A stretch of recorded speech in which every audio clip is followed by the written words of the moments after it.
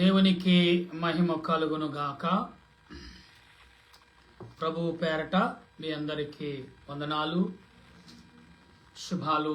మరణాత 25వ రోజు సిలువ గుడారంలోకి చేరువచ్చిన కూడివచ్చిన మీ అందరికీ ప్రభువు పేరట శుభములు, వందనాలు తెలియపరుస్తున్నాను. ప్రియులారా, ఈ సాయంకాల సమయంలో దేవుని వాక్యము నిమిత్తము అనేక విషయాల్లో జాగ్రత్తలు తెలుసుకుంటూ దేవుని వాక్యము నిమిత్తం అనేకమైన రీతిలుగా ప్రార్థన నడిపింపు కలిగిన వారుగా ఉన్నాం. అందుకబట్టి దేవదేవుడు ఇక ఆయన కృపలో నిత్యము నిరంతరము ప్రార్థన చేసేవారిగా ఉండాలి. ఈరోజు 25వ రోజు మరి సిలువ గుడారముకు చేరువచ్చిన మీ అందరికీ ప్రభు యొక్క నామములో శుభాలు తెలియపరుస్తున్నాను. ప్రార్థన. సర్వోన్నతుడా, సర్వాధికారి అయిన మా దేవా, నీకు స్తోత్రాలు తండ్రి. ఈ సమయంలో నీ వాక్యమును బట్టి ప్రభా మేము ధ్యానము చేయుచుండగా నీ సన్నిధి మాకు తోడుగా మేలుకరముగా దీవెనకరముగా ఆశీర్వాదకరముగా ఉంచి బలపరిచి నడిపించుమని, నీ దీవెన యావత్తు కూడా తోడుగా ఉంచి బలపరచుమని ప్రభా నీ పాదములు మేము ప్రార్థిస్తుండగా నీ సన్నిధి మాకు తోడుగా రక్షణగా మేలుకరముగా దీవెనకరముగా ఆశీర్వాదకరముగా ఉంచి మహిమ పొందమని మా ప్రభును రక్షకుడైన త్రియేక దేవుని నామములో అడిగి ప్రార్థన చేస్తున్నాను. మా పరమ తండ్రి, మీరును మా తండ్రి గారును పరిశుద్ధులు దేవదూతులు శరేబులు కరేబులు 24 పెద్దలు 4 జీవుల 12 ఆత్మలిక ఆదరణ తోడుగా రక్షణగా మేలుకరముగా దీవెనకరముగా నీ దీనదాసుడు నన్ను నా తలంపులు మరుగు చేసి బిడ్డలతో మాట్లాడమని క్రీస్తు ప్రభు నామమున అడుగుచున్నాను పరమ తండ్రి, ఆమేన్. మన తండ్రిని దేవుని సన్నిధి సదా తోడై ముందుకు నడిపించును గాక, ఆమేన్. ప్రభునందు ప్రియా దేవుని బిడ్డలారా, ఈ యొక్క సాయంకాల సమయంలో దేవుని వాక్యము నిమిత్తము మీ అందరికీ శుభాలు తెలియపరుస్తున్నాను. సమయంలో మన ప్రభు అయిన యేసుక్రీస్తు లూకాసు వార్తలో ప్రభు మాట్లాడినట్టుగా మరి 25వ రోజు సిలువ గుడారములో యేసుక్రీస్తు ప్రభు అయిన మన యేసు ప్రభు ఏమంటున్నారో మనం గమనించినప్పుడు ఇక్కడ అనేక రీతిలుగా మాట్లాడుచున్న మాటలని మనం గమనించాలి. ప్రియులారా, ఇక్కడ కొన్ని మాటలు మనకు కనబడుతున్నాయి. గమనించండి. ఇదిగో నిర్ణయింపబడినప్పుడు మనిషి కుమారుడు పోయుచున్నా గాని ఆయన ఎవరి చేత అప్పగింపబడుచున్నాడో ఆ మనుషునికి శ్రమ అని చెప్పను. వారు ఈ పనిని చేయవారు ఎవరో తమలో తాము సనుగుకుని సాగిరి. తమను ఎవడ గొప్పవాడు అని అను వివాదము వారిలో పుట్టగా ఆయన వారితో ఇట్లనెను. ప్రియులారా, ఈరోజు పాఠం అప్పగించుట. ప్రతిరోజు, ప్రతి సంవత్సరం, ప్రతి గడియలో కూడా ప్రభువును అప్పగిస్తున్న వారిలో మానవుడు, మనుషుడు మొదటి యొక్క గుంపులో ఉంటాడు. ప్రియులారా, అందులో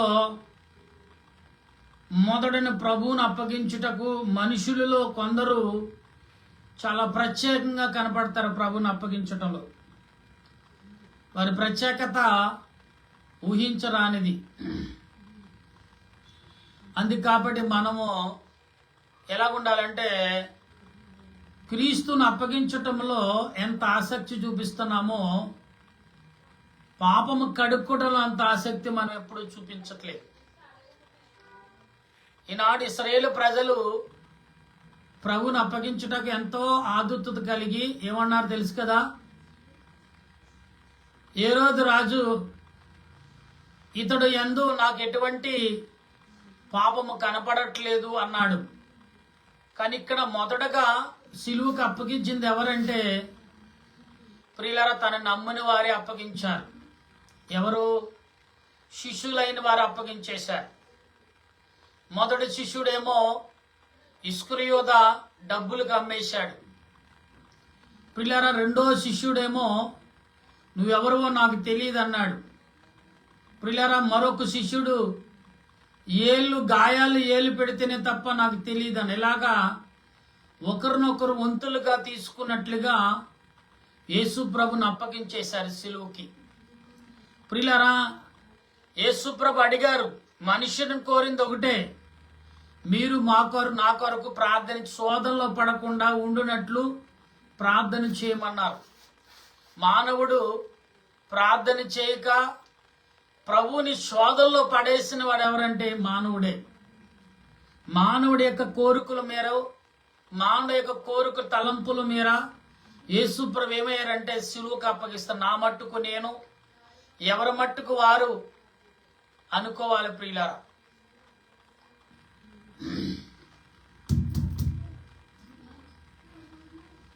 గనుక మనం ఆలోచన కలిగి ఉండాలి. ఇక్కడ మనము ఆలోచన కలిగి ఉన్నప్పుడు, ఆత్మ తలంపులు కలిగి లేకపోతే ఏ రకమైన ఉద్దేశాలు కలిగి ఉంటాము? ప్రతిరోజు ప్రభువుని అప్పగించున్నాం, మాట ద్వారా, తలంపు ద్వారా, క్రియల ద్వారా.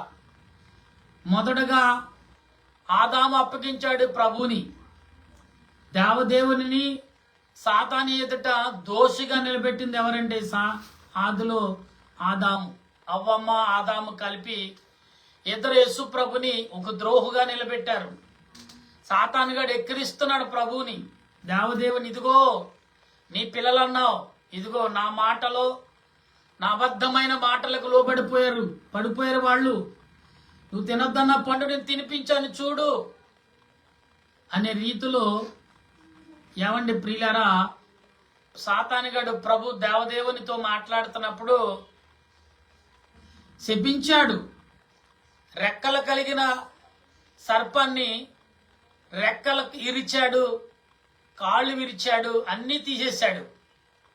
పొట్టతో పాకుతో మట్టి మన్ను తిని బ్రతుకుతావు అన్నాడు. అంటే ప్రియులారా, ఇక్కడ మనం గమనించాలి ప్రియులారా, ఏ జంతువు అయితే సాతానికి సహకరించిందో ఆ జంతువు శాపగ్రస్తుగా ఉండిపోయింది. ఆ జంతువు సాతాను వైపు అయిపోయింది. ఒకప్పుడు చెట్ల మీద ఎగురుతూ ఆ పండు తినే పక్షి, ఒక జీవి ఎలా కాళ్ళు చేతులు లేకుండా చాలా పొట్టతో పాకి బ్రతుకుని తెచ్చుకుంది. అదే సర్పం అనే పేరు కూడా పెట్టుకుంది. దేవుడే స్వయముగా నువ్వు మరి పొట్టతో పాకి మన్ను తిని బ్రతుకుతావు. ఇగో నరుడి యొక్క సంతానము నిన్ను తల మీద కొడుతుంది, వాడిని నువ్వు మడి మీద కరుస్తావు, అంటే మడమ మీద కరుస్తావు. నువ్వు మడి మీద కొడతావు, వాడిని తల చేత కొడతాడని ఆనాడే దేవుడు చెప్పాడు. ప్రియులారా, మనం గమనించాలి ఇక్కడ ఆలోచన క్రియలు ఎలాగున్నాయంటే, ఆత్మ సంబంధమైన మనము కలుగక లేకపోతే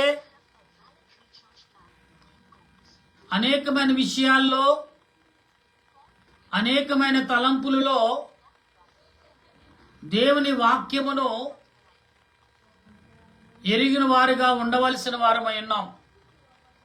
ప్రియులారా, ఇక్కడ ప్రభువుని మాట్లాడుతున్న ఈ మాటలని మనం గమనించినప్పుడు ప్రభు చెప్పే మాట అర్థం చేసుకోవాలి.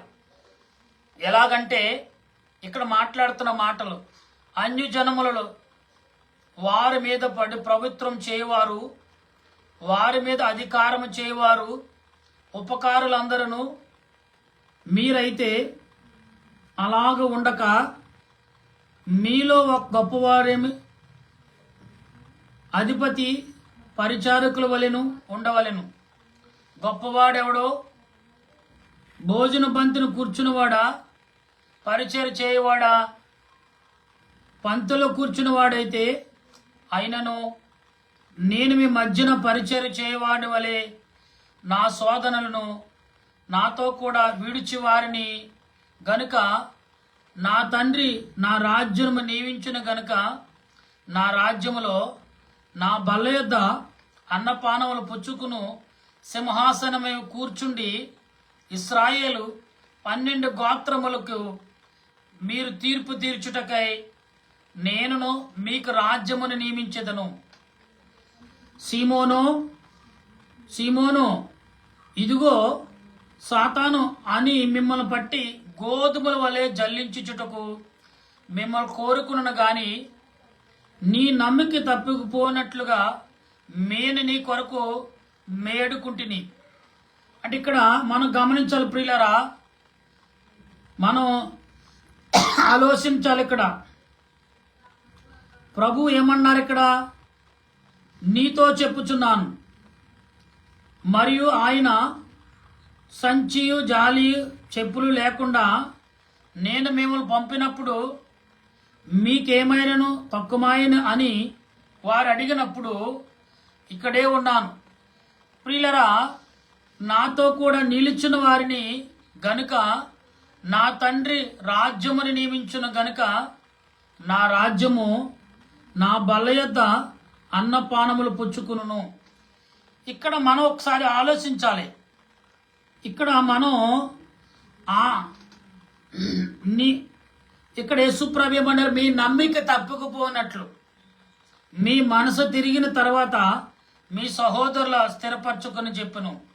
అయితే అతడు, ప్రభువా, నీతో కూడా చెరలోనికి మరణమునకు సిద్ధముగా ఉన్నానని ఆయనతో అనగా, ఆయన, పేతురు, నీ నెరగవని ముమ్మారు చెప్పుచు వరకు నేడు కోయకూడదని మీతో చెప్పుచున్నాను. ప్రభునందు ప్రియ దేవుని బిడ్డలారా, దినానికి అనేక మార్లు ప్రభు ఎవరో తెలియదని చెప్పుతున్న వారు పేతురే కాదు, మనం కూడా ఉన్నాం. ఎందుకంటే పేతురు ఏదైతే మాట్లాడాడో అది మనము కూడా కలిగి ఉన్నాం. మీ నమ్మకము తప్పుకుపోకున్నట్లు మీ మనసు తిరిగిన తర్వాత నీ సహోదరులు స్థిరపరచుకునని. ఇక్కడ ఏమంటారు చూడండి, మీ నమ్మకము అంటే యేసుప్రభు యొక్క నమ్మకాన్ని మనం ఒమ్ము చేసేసామండి. నమ్మకం అనేది లేకుండా చేసేసుకున్నాం. అప్పగించుట అనే దాంట్లో ప్రతిరోజు కూడా ప్రభుని అప్పగిస్తూనే ఉన్నాం. ఎలాగ అప్పగిస్తామంటే చాలా దారుణంగా అప్పగిస్తున్నాం. ఈ 25 రోజులు ప్రియులరా, ఈ మండలకాల సిలువ గుడారములో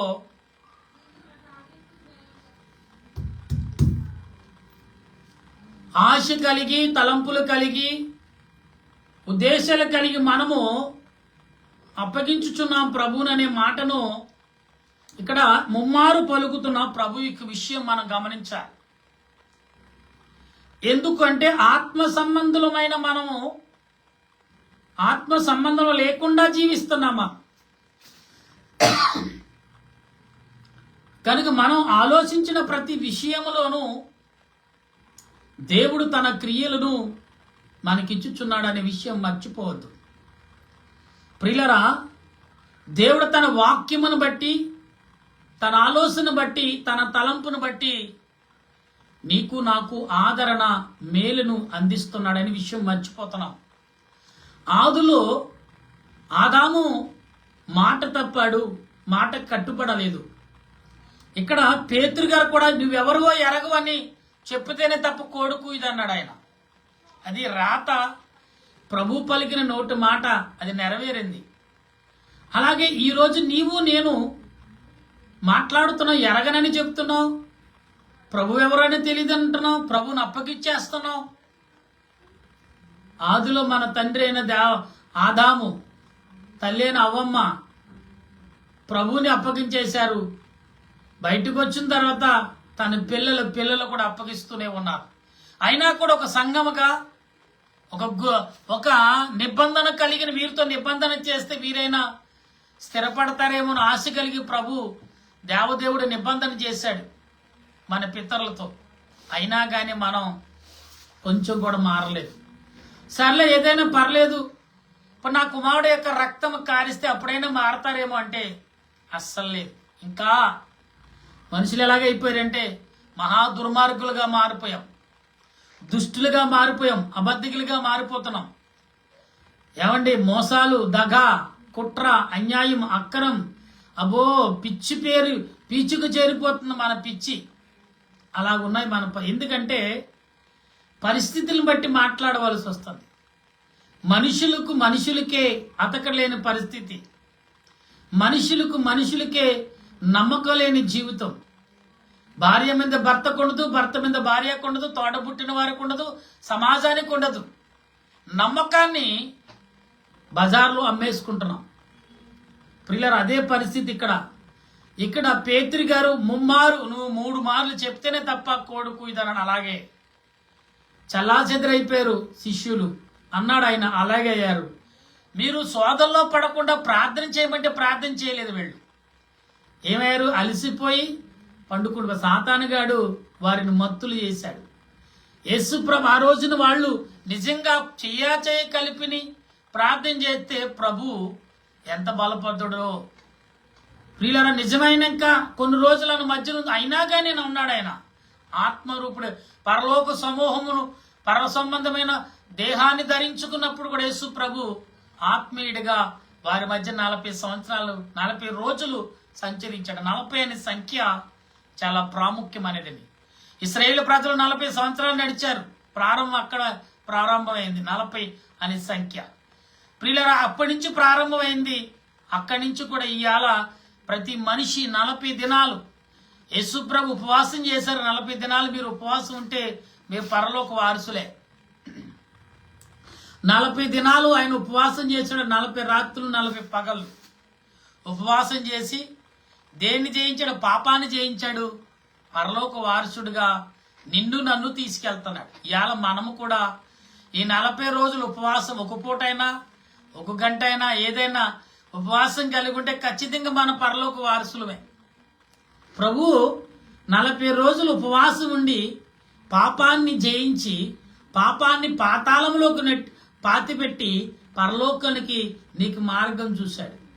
అది లేకుండా ఇష్టమైన జీవితానికి ఇష్టమైన పాపం పాపం పాపం పాపహాయ పాపహ కర్మమా పాప సబ్బల్లా అనే పదమును సంస్కృతుల పదాలు కలిగి ఉన్నాయి. పాపమును ఎవరైతే భరిస్తాడో, పాపమును ఎవరైతే జయిస్తాడో, పాపము కొరకు ఎవరైతే రక్తము కారుస్తాడో ఆయన ద్వారా ఈ లోకానికి మోక్షం అనేది లేఖనం చెప్తుంది. నా ప్రియమైన దేవుని బిడ్డలారా, అప్పగించుట, ప్రభుని అప్పగించాం, మరిచుట, ప్రభుని మర్చిపోయాం, తెలియదనటం, తెలియదని చెప్పేశాం. యేసు ప్రభుని ఏదైతే చేయకూడదు అన్నీ చేసేసాం. అయినా కానీ విడిచిపెట్టలేదు ఆయన. ఏం చేయాలి? నిన్ను తండ్రి ఎదుటి నిలబెట్టాలని కంకణం కట్టుకున్నాడు యేసు ప్రభు.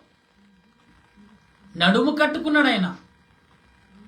ఆయన శరీరము పిడుగు గుద్దులు, అసలు ఆయన ఒంటి మీద చేస్తే నిలవగలరా మనుషులు?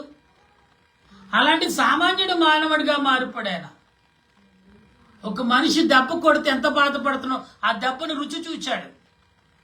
ఓ మనిషి కొరడాలతో ఆనాడు బానిస బ్రతుకుల నుంచి యేసు ప్రభు కాపాడడానికి కారణం ఏంటంటే ఆనాడు క్రైస్తవులైన వారిని ఇవాళ మరి పేదవారుగా, అది కులవలేదు మతలేదు, పేదవాడంటే వాడు అంటరాని వాడు లెక్క. పేదవాడు అందరినీ ప్రభు ఎంచుకున్నాడు. ఆనాడు బ్రిటిష్ వారు అందరూ ఎంచుకున్నారు. బోధకులు ఎందరో ఎంచుకున్నారు. చదువు చెప్పారు, జ్ఞానం నేర్పారు, ఆకలి తీర్చారు, రోగాలు వస్తే బాగు చేశారు. ఒకప్పుడు ఇండియాలో కుష్టి వ్యాధి ఎక్కువగా ఉండేది. మదర్ తెరిసా ఇలాంటి వారు అందరూ కూడా ఈ లోకంలో కుష్టి వ్యాధి పోగొట్టటకు బలమైన పాత్ర పోషించిన వ్యక్తులు వీళ్ళు. వాళ్ళ మీదే కామెంట్లు చేస్తామని. దేవుని బిడ్డలారు, ఈరోజు మన ఇండియా ఆరోగ్యకరంగా మంచి మెడిసిన్తో, మంచి వైద్యముతో మంచి ఆరోగ్యంగా ఉన్నామంటే ఆనాడు భక్తులైన వారు ఆనాడు ప్రార్థనలు, ఈనాడు మనకి ఒక నిత్తనం నాటారు. ఆరోగ్యం అనే విత్తనం, ప్రార్థన నిత్తనం నాటారు. అది సిగిరిస్తే ఫలాలిస్తుంది. దాన్నే మనం తింటున్నాం. దాన్ని కూడా సరిగ్గా తినట్లేదు, కుళ్ళబెడుతున్నాం. తర్వాత చెత్త డబ్బాలో పడేస్తున్నాం. కుళ్ళిపోయి పురుగులు పట్టి నాశనం అవ్వాలి తప్ప దాన్ని తొక్కే కాళ్ళతో చీపురుతో పక్క తుడిస్తే తప్ప దాన్ని మట్టిలో పాతి పెట్టం.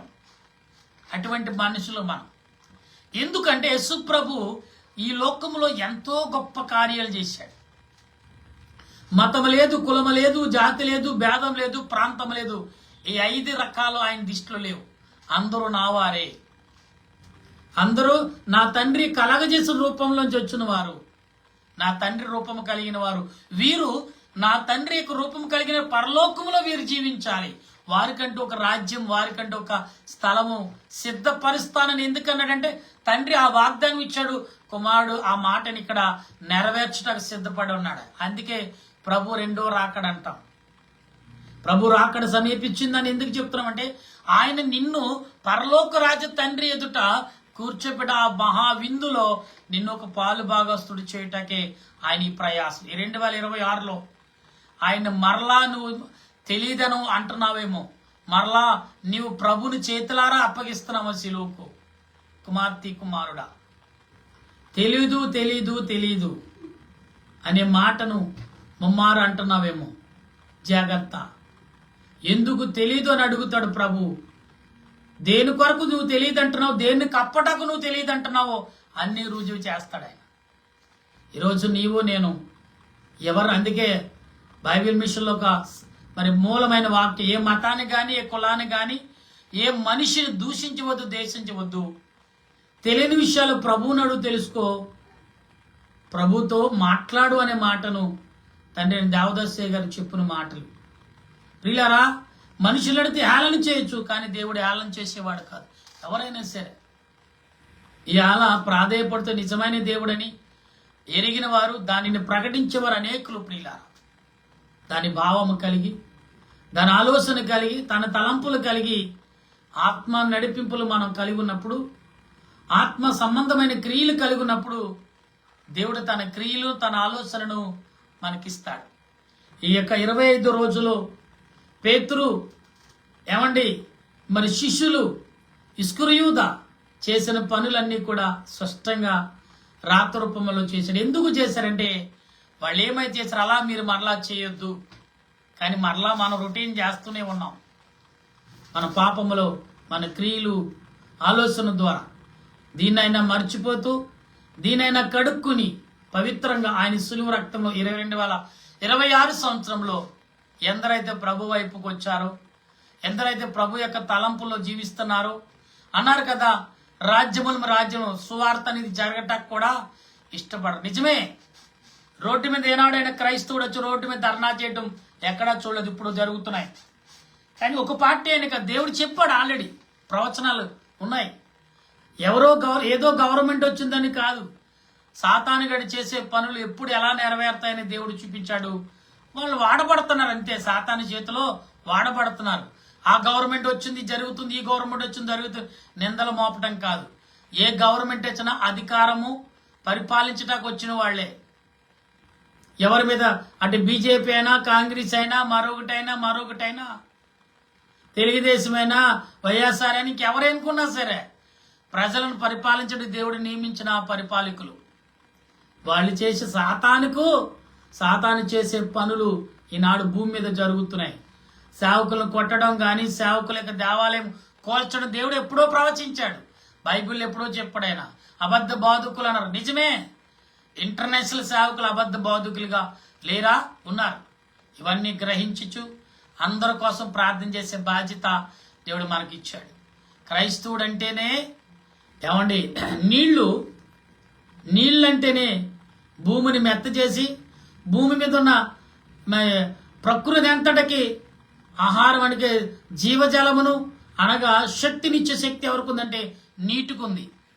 క్రైస్తవుడికి, మానవుడికి ప్రార్థన చేసే నీరు అనే ఇంకును అనగా నీరు ఎలా ఇంకిపోతుందో భూమిలో చెట్లకు, వృక్షాలకు బలాన్నిస్తుందో, ప్రార్థన అనే నీరును నువ్వెత్తినప్పుడు, నువ్వు ఆ ప్రార్థన నీరును నువ్వు పారిచున్న చేసినప్పుడు నీ ప్రార్థన దేవుడు ఫలింపు చేస్తాడు. ఎక్కడైతే ఎవరి కొరకు అయినా సరే వారు భూతార్థం పెట్టి చూస్తే వాళ్ళు కాదు, వారిలో ఉన్న సాతాన్ని నాశనం చేయడం ప్రయత్నించాడు. యేసు ప్రభు సాతాని క్రియలను ఏదైతే దాన్ని నాశనం చేయడం చూశాడు.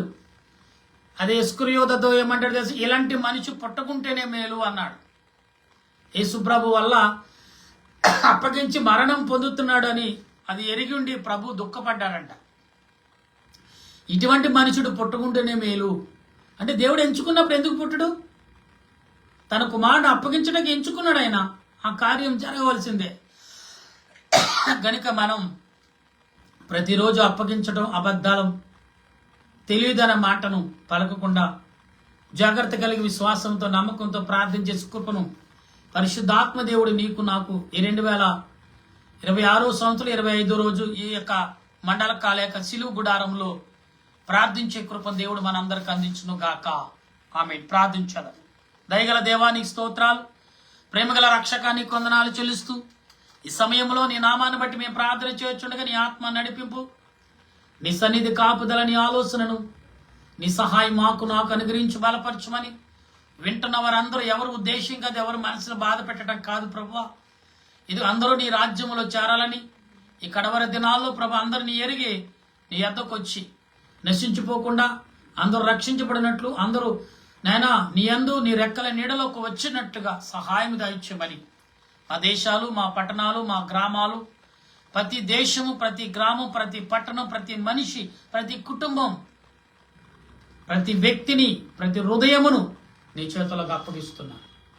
కాపాడండి, శాంతిపరచండి. కరువు కాటకాలను, మోసాలు, దగాలను తూసివేసి నీ చిత్తాన్ని బట్టి ఎన్నిటి నిమిత్తం ప్రార్థించేయగల శక్తిని, బలాన్ని, ఓర్పును, సహనాను మా అందరికి అందించమని ఆత్మరూపు రక్షణకర్త అయిన మాతో పాటు ఏకవించిన ప్రతి బిడ్డ పైన నీ ఆత్మను కుమరించు. మరి బలహీనత కలిగి ఉన్నారు నీ రాకడ తలంపులు, నీ రాకడ ఆలోచన, నీ రాకడ క్రియలు కలిగి జీవించగల మనసును ఈ ఆత్మ ద్వారా కలగజేయమని ఆత్మరూపు రక్షణకర్త అయిన శ్రీ యేసుక్రీస్తు పరిశుద్ధమైన నామములో అడిగి ప్రార్థన చేయుచున్నాను పరమ తండ్రి. ఆమేన్. పరలోక మా పరమ తండ్రి, నామను పరిశుద్ధపరచును గాక, నీ రాజ్యం వచ్చును గాక, నీ చిత్తం పరలోకమందు నెరవేరినట్లు భూమి మీద నెరవేరిన గాక. వాణుద్రాడు మాకు దయచే మా ప్రార్థన చేసిన వారిని క్షమించిన ప్రకారం మా ప్రార్థనకు క్షమించము, శోధనకి అగ్ని తప్పించము, రాజ్యము, శక్తి, మహిమ నిరంతర నీవనావు తండ్రి. ఆమేన్. యేసు రక్తమే జయం, మా పాదులము ప్రవేశ రక్తమే జయం, మా పాదులము ప్రవేశ సంపూర్ణ విజయం, మా పాదకంతక నాశనం. హల్లెలూయా, హల్లెలూయా, స్తోత్రం, స్తోత్రం. ఆమేన్, ఆమేన్, ఆమేన్. మన తండ్రి అయిన దేవుని ప్రేమ, త్రియేక దేవుని కృప, పరిశుద్ధాత్మిక ఆదరణ, ఆశీర్వాదం, శిలువనాథుడే యేసుక్రీస్తు యొక్క సన్నిధి, సహాయం తోడుగా ఉండి మిమ్మల్ని రాకడకు సిద్ధపరచును గాక. ఆమేన్, ఆమేన్, ఆమేన్. మీ అందరికీ వందనాలు. మరణాత.